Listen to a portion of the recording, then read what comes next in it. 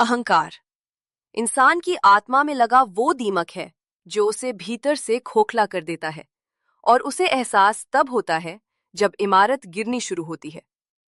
काले पहाड़ की उस शापित गुफा में मृत्यु अब केवल एक शब्द नहीं रह गई थी, वो साक्षात अपना तांडव शुरू कर चुकी थी। एक तरफ पिघलती हुई कुल्हाड़ी लिए खड़ा गांव का रक्षक रामू लोहार, दूसरी तरफ मौत के खौफ से कांपता हुआ निर्दोष बिच्छू और जमीन की धूल फाकता हुआ सेठ करोड़ीमल, जो आज अपनी ही लालच की चिता पर लेटा था। धर्म सिंह के प्रेत की खौफनाक शर्त ने वक्त को उस गुफा में रोक दिया था, लेकिन गुफा के उन अनंत अंधेरों में कुछ और भी था, कुछ ऐसा जो उस प्रेत से भी ज्यादा प्राचीन था और मृत्यु से भी ज्यादा अकल्पनीय। छत से भारी भरकम नुकीले पत्थर जमीन की ओर गिर रहे हैं। रामू लोहार अपने विशाल शरीर के साथ दर्द से कराह रहा है। करोड़ीमल जमीन पर बेसुध अपनी आंखें फाड़े पड़ा है। बिच्छू अपने मालिक को पत्थरों से बचाने के लिए उसके शरीर के ऊपर एक ढाल की तरह झुका हुआ है। अचानक एक भयानक, कान सुन्न कर देने वाली सीटी जैसी आवाज हवा को चीरती है। सारा शोर, सारी तबाही एकदम से थम जाती है। समय पूरी तरह से मर चुका है। गुफा के सबसे गहरे अनंत अंधकार से एक आवाज गूंजती है। ये आवाज किसी एक इंसान की नहीं है, बल्कि सदियों से मरे हुए, तड़पते हुए हजारों लोगों की चीखों का एक मिश्रित स्वर है। तुमने सोचा था कि तुम इस गुफा के स्वामी हो। तुमने अपने अहंकार में ये मान लिया कि तुम न्याय कर रहे हो। मूर्ख प्रेत, तुम तो खुद मेरे बंदी हो। तुम मेरी जंजीरों में जकड़े हुए एक गुलाम हो जो आज तक ये नहीं समझ पाया कि उसकी मौत का असली कारण क्या था। धर्म सिंह का शक्तिशाली प्रेत इस आवाज को सुनते ही खौफ से कांपने लगता है। तुम कौन हो? मैंने इस पहाड़ में 20 साल गुजारे हैं, मैंने तुम्हें कभी नहीं देखा। ये इंसान मेरा अपराधी है। मेरी उपजाऊ जमीन, मेरा धन, मेरे प्राण इस पापी ने छीने हैं। इसका न्याय मैं अपनी शर्तों पर करूंगा। तुम्हें बीच में आने का कोई अधिकार नहीं है। मैं एक हत्यारा हूं। मैंने सिर्फ एक इंसान को नहीं मारा, मैंने अपने ही हाथों अपने गांव की शांति को मारा है। मैंने अपने जमीर को मारा है। उस रात के बाद मैं 20 सालों में कभी एक रात भी चैन से नहीं सो पाया। मेरी हर तिजोरी में, मेरे हर सोने के सिक्के में मुझे धर्म सिंह के खून की बदबू आती थी। मैं पागल हो चुका था। मेरी दौलत, मेरी ये सारी दौलत सिर्फ एक भ्रम है। कुछ नहीं है मेरे पास। मैं अंदर से पूरी तरह खोखला और सड़ चुका हूं। आधी रात का समय है। गांव के सारे कच्चे पक्के मकानों में अंधेरा है। हरिराम काका अपने छोटे से कमरे में चारपाई पर सो रहे हैं। अचानक वो अपनी छाती को जोर से पकड़कर सांस के लिए तड़पते हुए और जोर से चीखते हुए उठ बैठते हैं। उनकी आंखों से आंसुओं की धारा बह निकलती है। मेरा भाई, मेरे बड़े भाई को उस पापी ने मारा था। मुझे सब दिखाई दे रहा है, मुझे सब महसूस हो रहा है।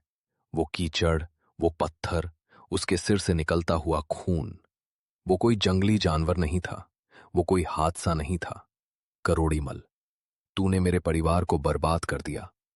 तूने मुझे 20 साल तक एक झूठी उम्मीद में रखा कि मेरा भाई कहीं जिंदा है। मैं उसके हत्यारे के सामने रोज हाथ जोड़ता था। काका की दर्दनाक चीख सुनकर पूरा गांव जाग जाता है। हरिराम काका हवेली आते हैं और रोते हुए सबको वह पूरा दृश्य बताते हैं जो उन्होंने अभी अभी आध्यात्मिक रूप से अपनी आंखों के सामने घटते हुए महसूस किया है। गांव वालों के चेहरों पर सदमा, क्रोध और अविश्वास है। हे भगवान, मेरे पति के हाथों पर एक निर्दोष का खून है। मैंने इतने सालों तक एक हत्यारे के कमाए हुए धन की रोटियां खाई।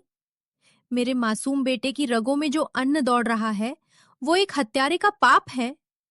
मेरा तो पूरा वजूद, मेरा पूरा जीवन ही इस पाप का भागीदार बन गया।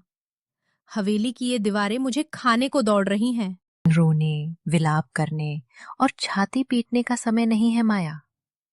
काले पहाड़ की कर्म अग्नि पूरी तरह जाग चुकी है। आज प्रकृति अपना हिसाब कर रही है।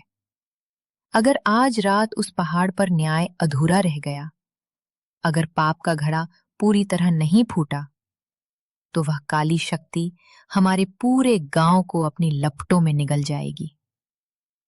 रामू लोहार और वह मासूम बिच्छू जो तुम्हारे पति को बचाने गए हैं, वो भी उस गुफा में मारे जाएंगे। हमें यहां से उन्हें अपनी प्रार्थना की शक्ति भेजनी होगी। हमें बुराई और उस प्राचीन शक्ति से लड़ने के लिए सत्य की, पश्चाताप की ऊर्जा भेजनी होगी। तुम्हारे आंसुओं, तुम्हारे इस विलाप से मेरे पाप की भूख नहीं मिटेगी करोड़ीमल। सृष्टि का यह अटल नियम है, किए गए पाप का ऋण चुकाना ही पड़ता है। कर्मों का फल कोई भगवान नहीं बदल सकता। एक आत्मा को इस चौथे दरवाजे के पार अनंत यातनाओं की अग्नि में जाना ही होगा। अगर तुम में से कोई स्वेच्छा से आगे नहीं आया, तो मेरी यह भूख तुम चारों को, करोड़ीमल, बिच्छू, रामू और प्रेत, इस दरवाजे में खींच लेगी और ये पूरा पहाड़ हमेशा के लिए जमीन के पाताल में धंस जाएगा। मैंने अपने गांव और निर्दोषों की रक्षा की कसम खाई थी। मैं एक योद्धा हूं, मैं किसी से नहीं डरता, चाहे वो कोई प्राचीन राक्षस ही क्यों न हो। मैं इस दरवाजे में जाऊंगा, मेरी जान ले लो, लेकिन बिच्छू और इस प्रेत को मुक्त कर दो। रामू भैया, आप बहुत अच्छे इंसान हैं। आपके पीछे आपका परिवार है। गांव वालों को आपकी रक्षा की जरूरत है। मेरे पीछे कोई नहीं है, मेरा कोई परिवार नहीं है। मैं तो वैसे भी हमेशा से अनाथ, अकेला और पूरे गांव की नजर में एक बेवकूफ ही रहा हूं। मेरा होना या ना होना किसी के लिए मायने नहीं रखता। अगर मेरी एक छोटी सी, बिना काम की जान से मेरे मालिक के इतने बड़े पाप धुल सकते हैं और आप सबकी जान बच सकती है, तो मैं जाने को तैयार हूं। ये ये कैसा इंसान है जिसे इसके खुद के मालिक ने जीवन भर जानवरों से भी बदतर रखा, जिसे 2 वक्त की सूखी रोटी के लिए गालियां खानी पड़ी। आज वही उस नीच मालिक के पापों की सजा खुशी खुशी भुगतने जा रहा है। नहीं, ये न्याय नहीं हो सकता। ये प्रकृति का अपमान है।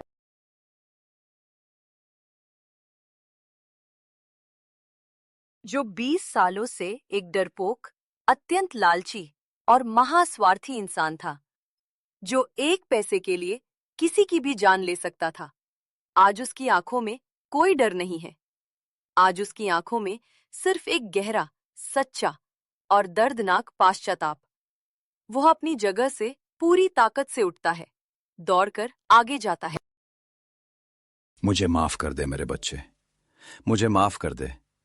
मैंने तुझे जीवन भर सिर्फ गालियां दी, तुझे कीड़े मकोड़ों की तरह समझा, तुझे हमेशा भूखा रखा, और तू आज मुझ जैसे पापी के लिए अपनी जान दे रहा है। मैंने जीवन भर तिजोरी में सिक्के गिने, हर रोज अपना खजाना बढ़ाया, पर आज मौत के इस दरवाजे पर आकर मुझे समझ आ रहा है कि मैं इस पूरी दुनिया का सबसे बड़ा कंगाल हूं।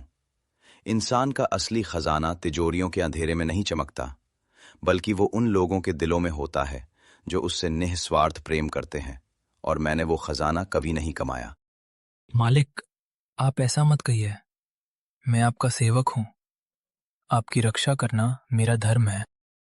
तू मेरा सेवक नहीं है बिच्छू, तू खुद इंसानियत है, और मैं इस धरती का सबसे बड़ा कलंक, सबसे बड़ा बोझ हूं। मेरे पापों का बोझ तुझे नहीं उठाना पड़ेगा। रामू, मेरे गांव लौटकर मेरी माया और मेरे बेटे गोलू से कहना कि उनका पिता एक नीच पापी था, लेकिन मरते दम तक उसने अपने पापों का सच्चा प्रायश्चित करने की कोशिश की। मेरी हवेली की एक एक ईंट बेच देना, मेरी तिजोरी का सारा धन निकालकर हरिराम काका के चरणों में रख देना, और बाकी सब गांव के अनाथों में बांट देना। मेरे बेटे को ऐसा इंसान बनाना जो पैसों से ज्यादा रिश्तों की कद्र करे। सुबह हुई तो काला पहाड़ पहले जैसा डरावना नहीं था। बिच्छू अब अनाथ नहीं था। पूरे गांव ने उसे अपने सिर आंखों पर बिठाया। सेठ करोड़ीमल की हवेली अब एक पाठशाला थी। इंसान चला गया, पर उसका सच्चा पश्चाताप एक कहानी बनकर अमर हो गया। अगर आपको हमारी कहानी अच्छी लगी हो तो ऐसी ही और रोमांचक कहानियां देखने के लिए ऊपर दी गई कुंभकर्ण की पत्नी वाली वीडियो पर क्लिक करें और रहस्यमयी गांव के सभी एपिसोड देखने के लिए नीचे दी गई प्लेलिस्ट जरूर देखें। साथ ही हमारे चैनल को सब्सक्राइब करें।